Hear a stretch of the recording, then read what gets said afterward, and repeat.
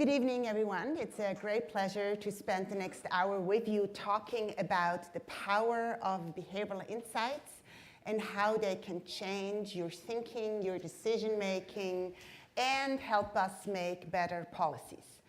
My name is Iris Bohnet. I'm a professor here at the Kennedy School. I'm also the co-director of BIG, which is the Behavioral Insights group that I co-direct with Max, who's sitting right there. And I'm also the director of the Women and Public Policy program.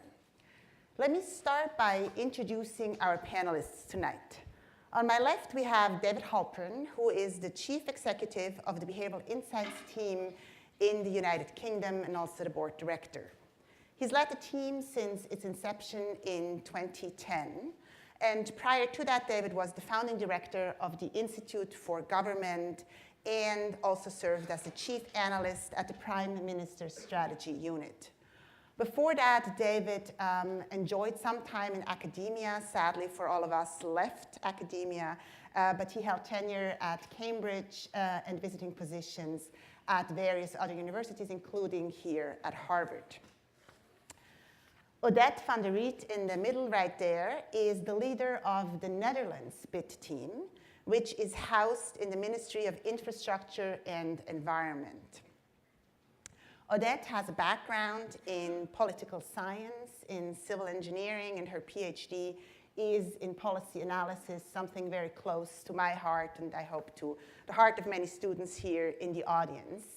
She's also been in academia, teaching at Delft University of Technology, has served at RAND Europe and a number of other policy institutes. To your far right, you have Max Bazerman, who, as I said, co-directs our Behavioral Insights group here at the Kennedy School and is also the co-director of the Center for Public Leadership here at the Kennedy School. But truth be told, we're kind of borrowing him from the business school, where he's the Jesse Isidore Strauss Professor of Business Administration. Max has written a lot on decision-making, negotiation, and more recently on ethics. And in fact, is the author, co-author, or co-editor of 20 books. Most recently, a book that we'll talk about a little later that is called The Power of Noticing. So, we, the three of us here, and a number of people here in the audience come from a conference that focused on behavioral insights here at Harvard, where we had not just the people here on stage, but about 50 participants really from around the world, from behavioral insights teams from academia, and from governments from around the world thinking about creating a behavioral insights team and learning from the guests we have here tonight. However, as you probably know, our favorite methodology in studying behavioral insights are experiments. So even at the conference, we were subjected to experimentation without our knowledge. And one fun experiment that some of us were part of was an experiment about noticing. Many of you must have seen or are familiar with a famous study where a gorilla jumps through a film. People are playing basketball, and the gorilla jumps through, and most people don't see the gorilla. Sometimes it's a woman, there's other people kind of running through, but people have a hard time focusing on a task and at the same time noticing what's happening around them. So to illustrate this, I want to show you a short film that was made at the conference that we just come from with the conference participants who all study behavioral insights and who think a lot about these biases. And you will see how many of them are biased and how many are completely rational. So if you could show that, that'd be great. Thank you.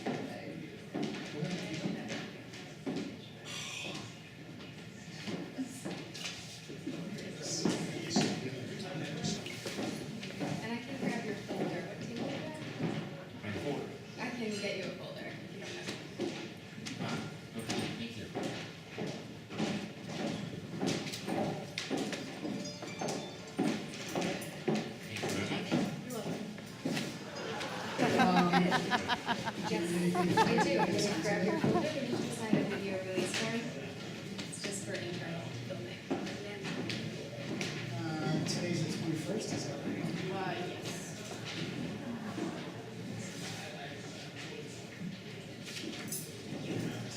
Thank you very much.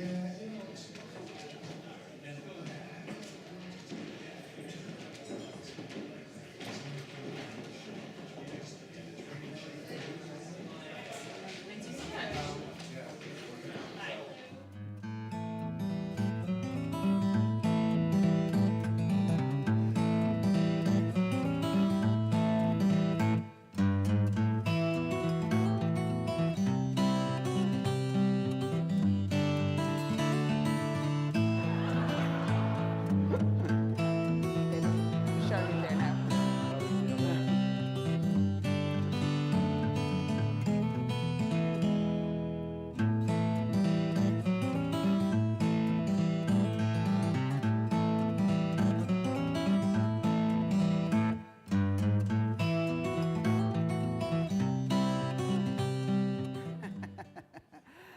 So those of you who are studying at Harvard might have recognized some of your faculty members, so please keep that a secret. Some of them are here on stage, but we won't go further into the participants. But in any case, it obviously is hard to notice. And it's not actually true that the failure rate was 100%, but some people did come up to the organizers over lunch and said, "There's something, wasn't that something strange happened over lunch?" And so very few people noticed. But Max, did you notice? I think they saw. I did not notice. So you're not one of the ones who talked with the organizer over lunch? Absolutely not. I did not notice. I didn't come close to noticing, and I bet they could pull that on me again. So Max, writing a book on noticing is not really a self-help strategy. It was a self-help strategy. It didn't work. Tell us more about your book. Why is it so hard to notice? What is going on in our minds that this is so hard to do? So I think that most of us have been rewarded for being focused, and that certainly includes me. And the book is really about the fact that leaders need to not only focus, but occasionally pick up their head and notice other information around them. Now, I could come up with defensive reasons why I didn't notice here, but I think the critical issue is to realize the magnitude by which people don't notice information that would surprise them, and figure out how are we going to notice when there's interesting opportunities. You're soon going to be talking to experts on the world of noticing what's wrong in government and figuring out how to create interventions to make things better.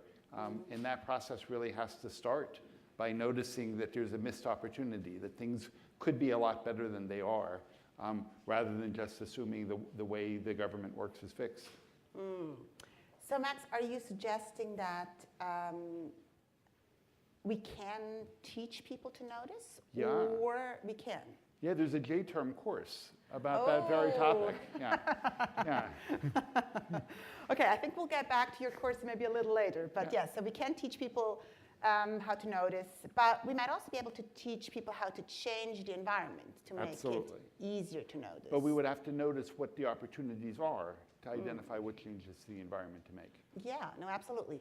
Well, David, let me turn to you. I mean, you are kind of all about kind of choice architecture. You are fixing the environment, not just to help us notice better, but to fix many other problems. Why is why do you focus on the environment? Why don't you focus on people? Well, we obviously do focus on people sometimes. Just for a lot of issues, it's, I mean, it depends what exactly the behavior is, but quite often your best strategy is to minimize the effort on the person to have to make a change. I mean, the good everyday example is pretty familiar and rehearsed in many governments is the issue of obesity. It's extremely difficult and effortful to change your diet. You can learn that actually you should not bring the whole pack of cookies into the, when you're watching TV. Otherwise, they will all disappear. You can, and just only take a few of them. But generally, it's effortful and difficult, right, as opposed to if you can lead to a kind of cascade of consequences, which drives, product reformulation and so on, then you're likely to have a much bigger effect. So we obviously look at both those things. We try and understand the nature of the behavior. Often we are trying to affect people's behavior to get them to pay their tax on time or get a job faster. But often the best strategy is often changing the environment itself. Odette, tell us a bit more about how you do that in the Netherlands. So clearly the Netherlands recently introduced the Behavioural Insights unit, which is very, very exciting. What are some of the questions that you want to tackle? Well, we try to take an integral view on policy issues, taking all insights into account, including behavioral insights, but also the other insights that are relevant. And only then you can come to effective policy making. If you take only a technical view, then okay, you understand the technical system, but you don't know much about behavior yet. So you have to dig into that subject. And that's nicely fits also with my own background, which you just mentioned. It's a policy analysis background. And then you take that holistic perspective, taking all relevant insights into account. But tell us a bit more about your personal journey to behavioral insights. I imagine many of the participants of tonight here, for some of them, behavioral insights is kind of something that they've been familiar with for a while, but for many, this is a relatively new concept. So you started out with technology. How did you become intrigued by behavioral insights? It was 2009, and there was a conference in the Netherlands, and Max was speaking there. Do you remember, Max? Very nice visit. Netherlands is a nice country. This was a follow-up of, this conference was a follow-up of a study, a report from the Dutch Scientific Council for Government Policy. It's a famous council. And they published a report on behavioral insights. And that really put the issue on the policy agenda. Policymakers got intrigued and impressed by it. And so did I. I was at the conference, and that was the first time I saw that gorilla movie you just mentioned. And a new world opened for me. I was not aware about the behavioral insights up till 2009. And then at that time, I was a researcher, a program manager at the KIM Netherlands Institute for Transport Policy Analysis, which is a knowledge institute within the ministry. All demand driven, so if there's a question from a policymaker, we start research on it. And after that conference and that report, we got questions from policymakers on this issue. And then we got the opportunity, all demand driven, to write a report on that synthesizes all the behavioral insights that existed and present them in a coherent way so that policymakers could deal with it. And this was a great journey of exploration, this study. It took 2 years, it took a bit long, but it was great, it was fun, and it was, real. This was my journey. A long answer, but it was also a long journey. So it sounds like kind of a combination of personal experience, good evidence, good illustrations of some of the things that are happening that seem to have affected you. I mean, David, you're kind of Mr. Behavioral Insights, of course. You've been doing this for such a long time with such great impact, but have you always cared about how our minds work, or have you always thought that there was a lot of promise in better understanding how our minds work and therefore shaping our environments differently? Yeah, curiously, actually, I can remember, I think I was 13 or 14, and I found it, this is a long time ago, and I found it, there was a second-hand bookstore I used to go sometimes, and there was, it must have been one of the first editions of David Meyer's book on social psych, know how many of you would have read that? Anyway, because I was doing, physics or whatever, I was like, oh my God, this is so cool. Like, it was just amazingly interesting. I think it's for everybody, it's amazingly interesting. So it's fantastic, classic, mainly North American social psychology experiments, right? Mm-hmm. Unfortunately, it then took me a while to realize that it could be a legitimate form of study as opposed to go to Cambridge and do physics and maths, and then realize actually at some point, oh my God, actually you could study something which you think is really interesting, as opposed to, I'm sorry, we need a lot more physicists in the world and all that.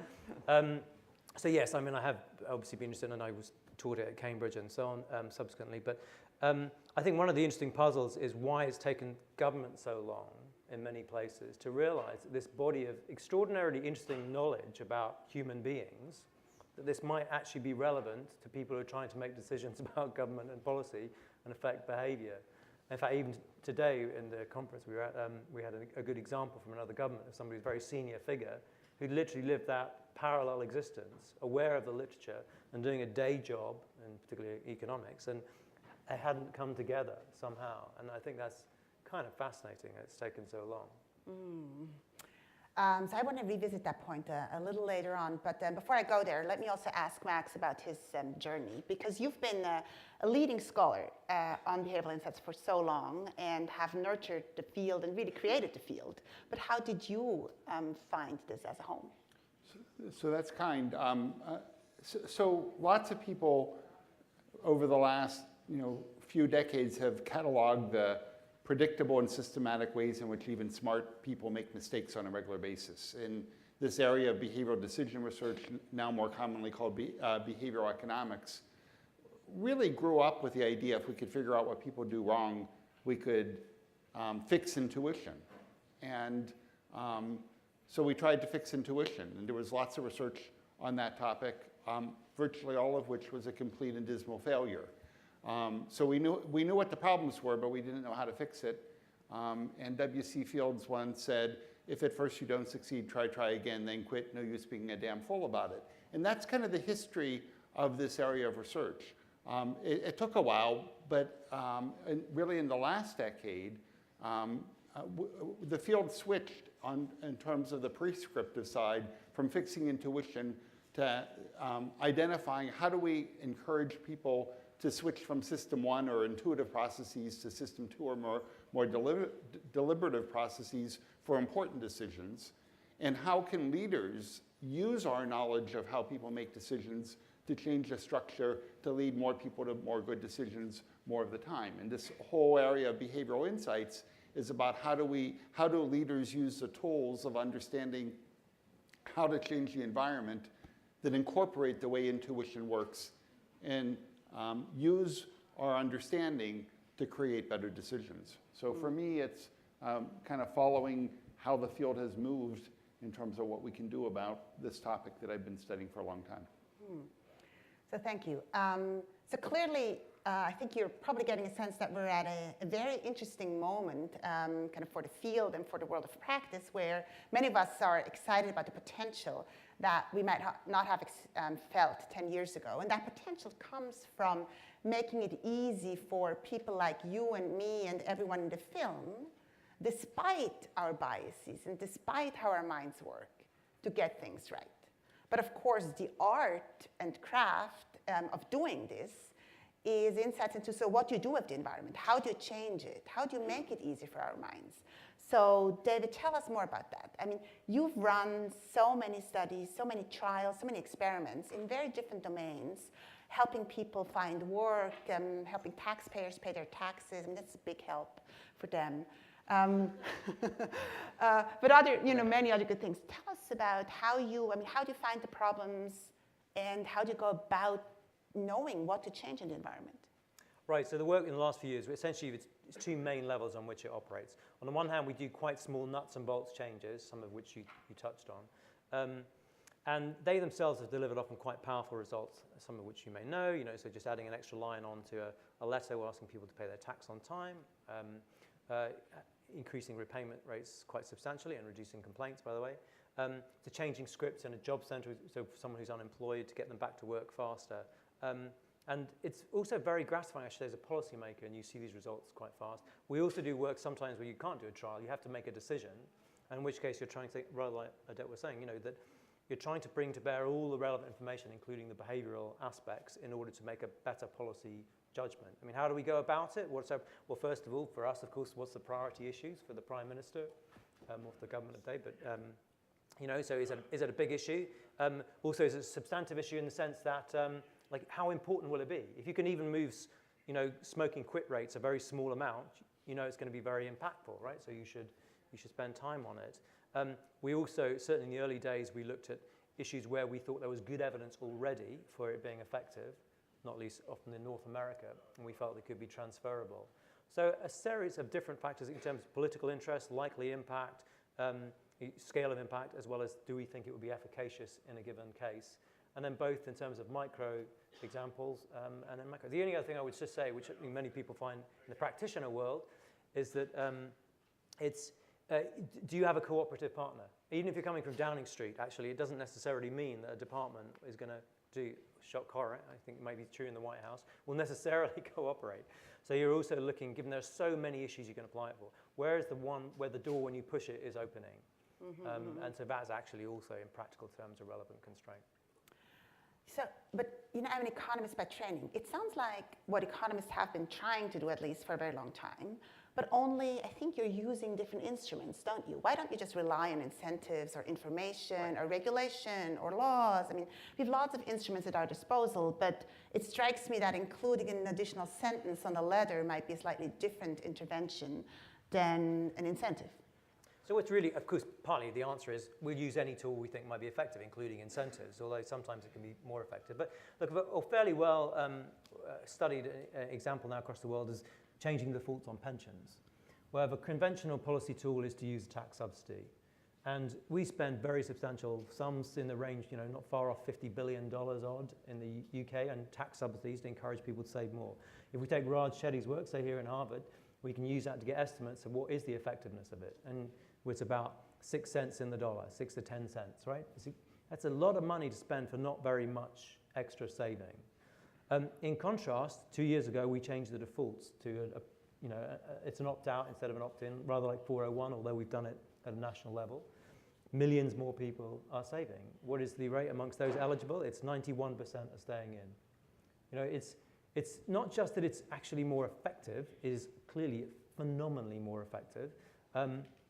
It's also much more cost-effective too. So it's a good example. So that's a big example. Sometimes you see micro examples. I'll give you one more. It's an interesting one, I think. We were curious when, lots of places have introduced, as of course you've got here now in Cambridge, is lots of bikes. So you can hire a bike, right? So if you're an economist, you say, what happens if we introduce, as in London, lots and lots of really cheap bikes available? What should that do to bike sales, right? An economist around, it's not difficult to work out. Lots of cheap. Well, as opposed to what's the prediction from a kind of behavioural economic perspective. So, what just happened is the bike sales go down, they go up. They go up quite remarkably. Right? Well, you see just social proof, etc.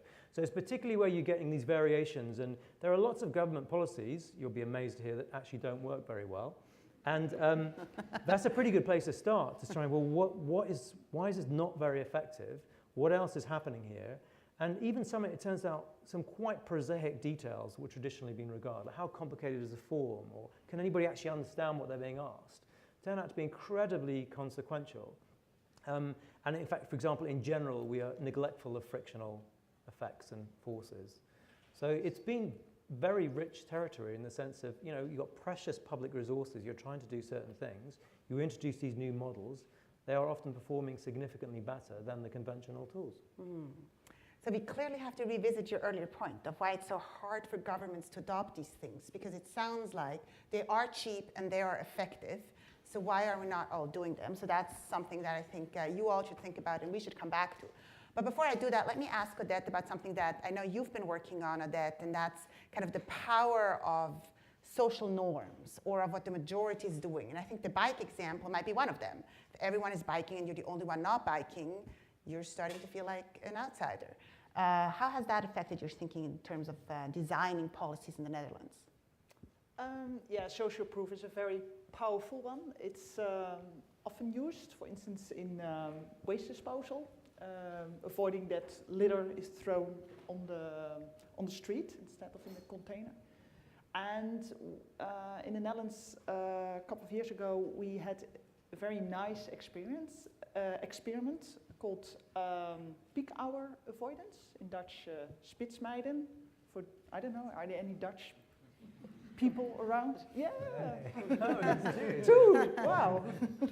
Spitsmijden Brabant. Peak hour avoidance between two cities in the south of the Netherlands, Den Bosch and Eindhoven. And people got a financial reward if they avoided rush hour.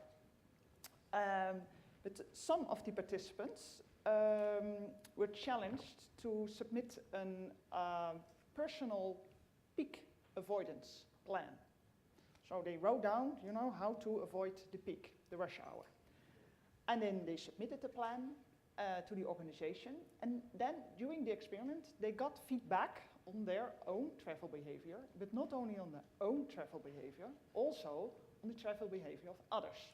And I mentioned also that example yesterday, like Mr. Janssen, Janssen's a common name in the Netherlands, received feedback like, your score is 6.5% less than average.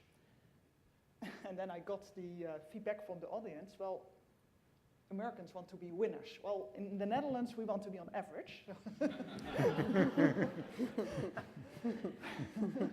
So being less than average, okay, then the people start voting. But of course, in the Netherlands, we also have people who want to be the winner, so they want to have the highest score. But at least there is social proof, there's competition, and etc. It worked. And the group that had to deliver, that submitted their personal avoidance plan and got that feedback, etc. Their peak hour avoidance was 27% higher than the other group, which got only the financial reward. So you see here the power of the social proof. And another one I also told at the conference was at the Port of Rotterdam. Shall I also tell that one? It's a You nice go one. ahead. That's Yeah. a good one. That's a good one. Yeah, it's so lively, because this Yeah. was a bit abstract. This is very lively. Port of Rotterdam.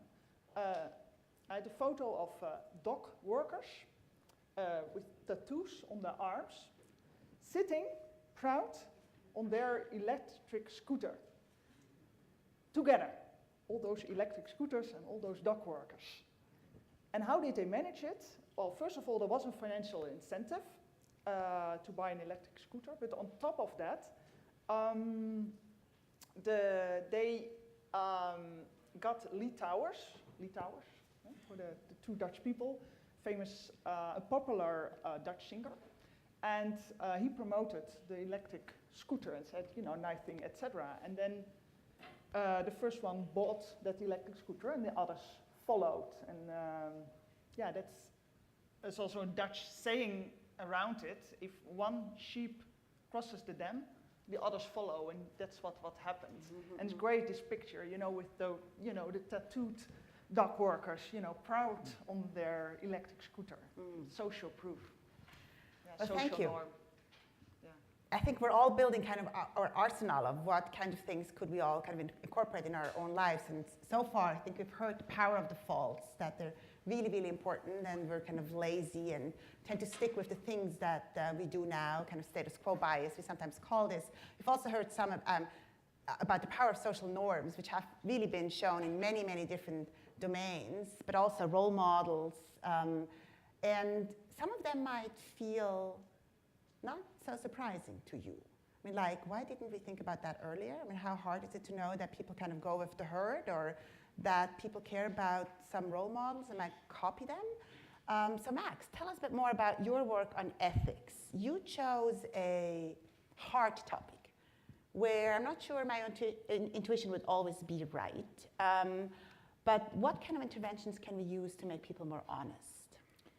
We want to start with simple ones that are likely to work. So the BIT unit, Michael Sanders is over there, and he's involved in a couple of experiments where the intervention is to change the signature from the bottom to the top.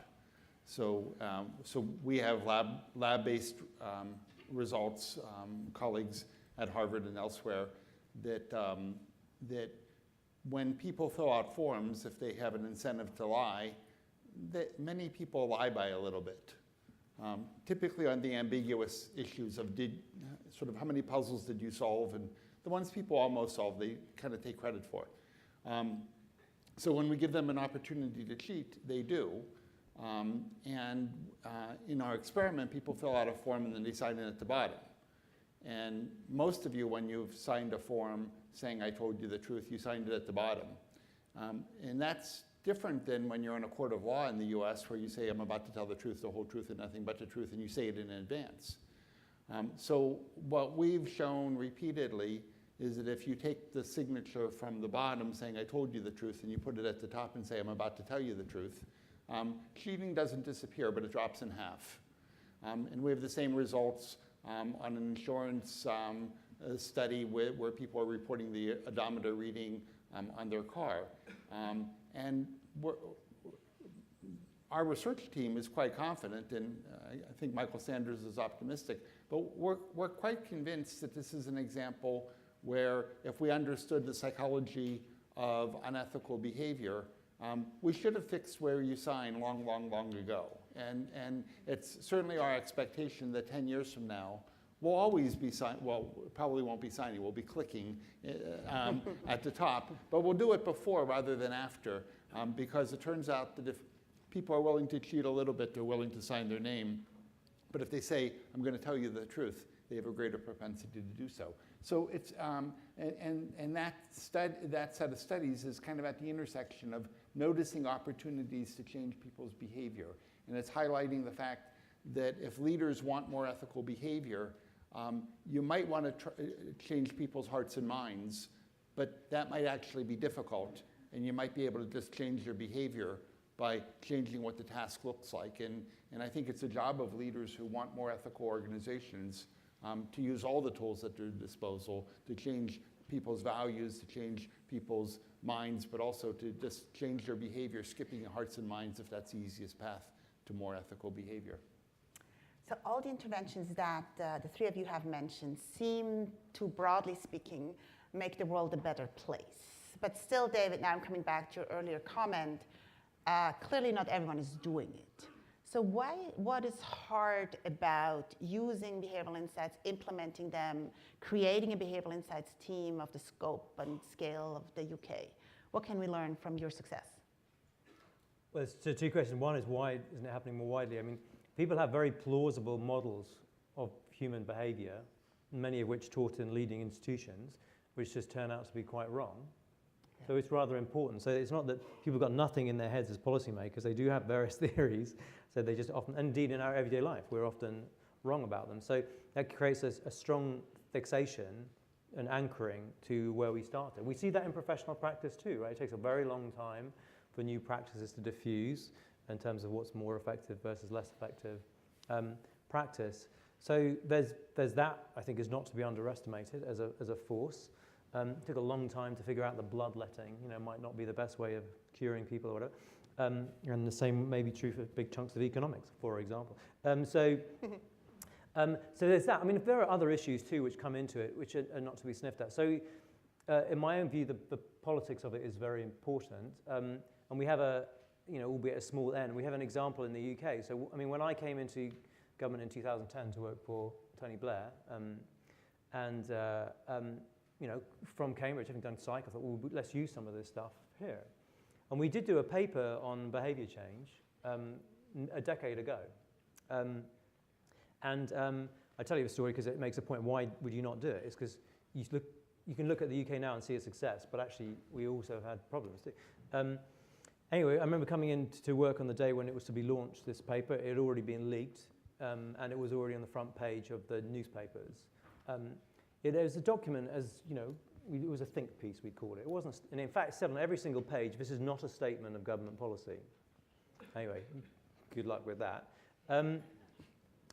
We put a one-line reference in it about actually when price signals were effective in changing behavior, and made reference to the fact, would it work in relation to diet and food, without spelling it out anyway.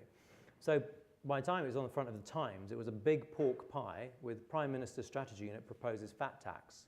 Like, it wasn't exactly what it was, but anyway, By the time it was got hold of by then our tabloids, for those of you from Britain will know we have these wonderful, institutions, a vibrant press, and they'd taken pictures of the cabinet, all our senior ministers, with an estimate for their weight, and particularly we had quite a large deputy prime minister at the time, Prescott, and so the headline had become, how much fat tax will Preza pay? Anyway, you kind of get the gist of this, and it kind of spirals along and so. But the Prime Minister felt compelled to say we wouldn't use this kind of behavioural and nudgy stuff or whatever, but it was partly also the political context. So you had an administration on the left, which was generally seen as expanding the role of the state, both through legislation and through spending.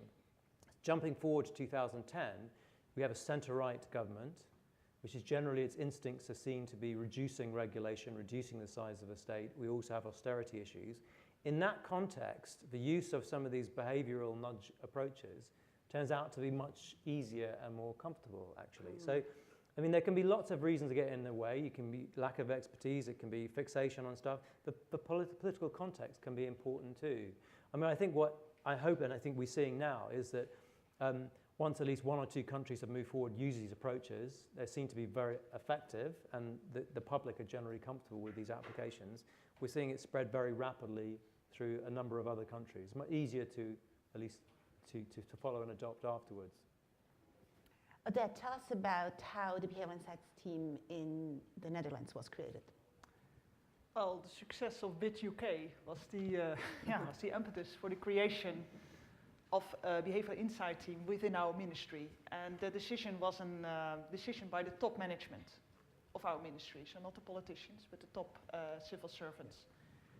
And their goal is that behavioural insights are taken into account on a structural basis in policy making, so that you take that wider view.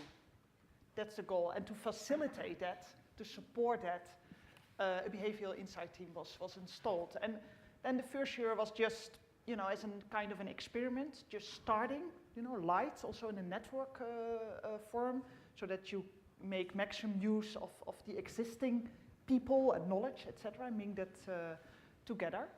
And then the second year, we went to level 2 in game terms. And now we are approaching year 3. And there's currently a dialogue going on what's the next step, because there is really a great the policymakers really are intrigued by the value of taking behavioral insights into account. It also, and they want more. So in fact, let me ask a last question to all the panelists before I open the floor. Building on what you just said, so what is the next step, right? Lots of successes, particularly in the UK, but Singapore, Australia, the Netherlands, Germany is building a behavioral insights team. So many kind of exciting kind of movements, lots of experimentation, particularly I think for me as an academic, very exciting that practitioners and academics work so closely together. But what's the next frontier? What are the challenges and how can we overcome them, or how can we grow this? Or what are you all thinking about kind of the next chapter? Max? So there's this enormous question of generalizability, because we have so many success stories from the BIT unit in the UK. So a fundamental question is, how much of this can we just import throughout the world? And my best guess is an awful lot of it. So if we go back to laboratory research, there was an awful lot of laboratory research done with college undergraduates, and sort of decades later, it turns out that it generalized to real-world behavior just fine. And I think that that's because Harvard undergraduates are people too. And a lot of what we're studying are aspects of human behavior. So I think a lot of what happens in the UK is going to replicate in lots of other places as well. That doesn't mean that there won't be differences. And there is a literature on cross-cultural differences in this world.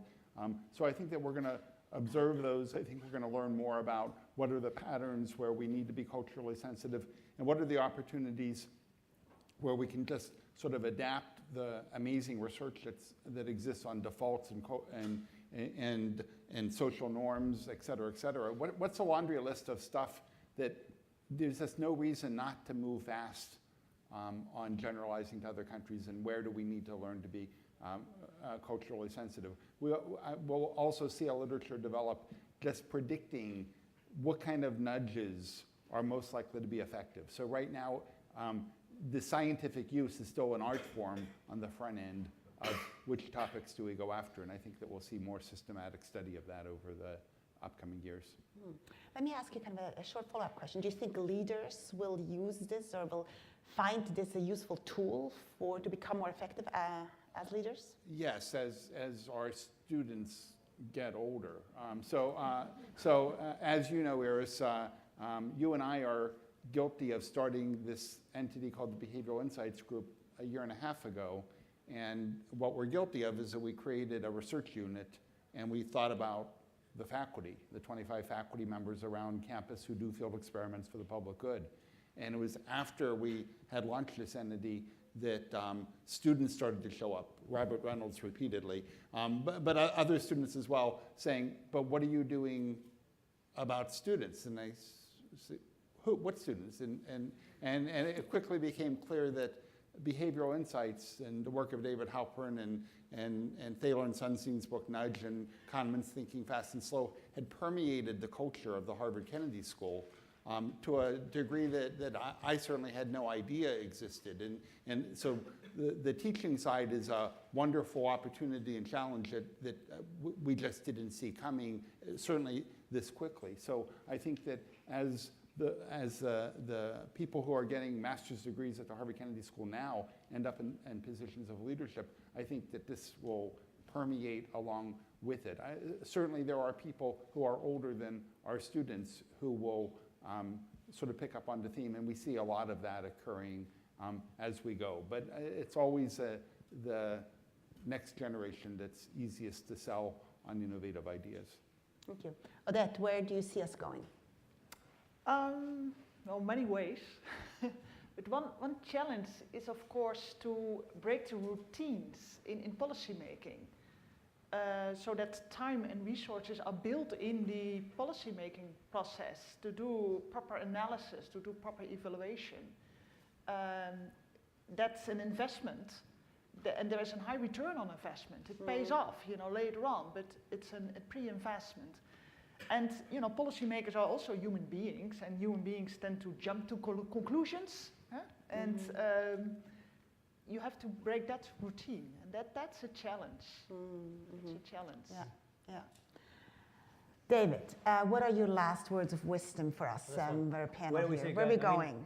Look, we're going to see spreading, deepening, and actually the other area which we haven't talked about is democratizing, actually, I think, which is worth thinking about. Max has talked about the spreading. I mean, we're seeing this moving across the world. I mean, we ourselves now help many other governments. There's at least a dozen, I think, we're probably working with at the moment, which is great. Inside the UK, I mean, to me, the half-full version of it is, look, there are lots of examples. We've done 100-odd controlled trials in the last year, let alone lots of policy changes. But to me, I also can see the swathes of policy areas which we've hardly touched. If you take even something simple like healthcare, if more than 3/4 by some estimates of years of healthy life lost are to known behavioural factors, is that where we spend our money? Is that where we spend even our research money? For the most part, not. In terms of honesty, we often design our whole tax and benefit systems which inadvertently signal we don't trust you all the time, which looks like it might be pretty problematic, it turns out. So there are so many more areas where I think the potential is. But the last one, let me at least mention, which I think is important, maybe in a relatively elite audience, is that if you want to use this stuff, particularly around things which concern lifestyle choices for the public, I mean, who the hell am I, or us even, to make those decisions, It does require public permission too. It's very important that governments be very open about this. It's very important that they be, quite sincere about asking the public, well, look, this is what the evidence suggests. We think this would be much more effective, but what do you guys think? The reason why I feel we were able to sustain the position on defaults on pensions is there was a really good, genuine public consultation where to some extent the public, when shown the evidence, said, well, look, in which case, why don't you change the default? But if you want to get onto an issue like obesity or lifestyle, if government starts saying, hey, we've got a solution, we're going to get rid of all that chocolate and sweets by the checkout, right? Like, I mean, that might work pretty well. But if the public aren't behind that and they don't recognize the behavioral forces, then actually governments are quite limited in how far they can go. So, as I said, spreading, I think deepening, there's so much more. It's an exciting time for those of you interested in this to go into this area because there is so much more to be pursued.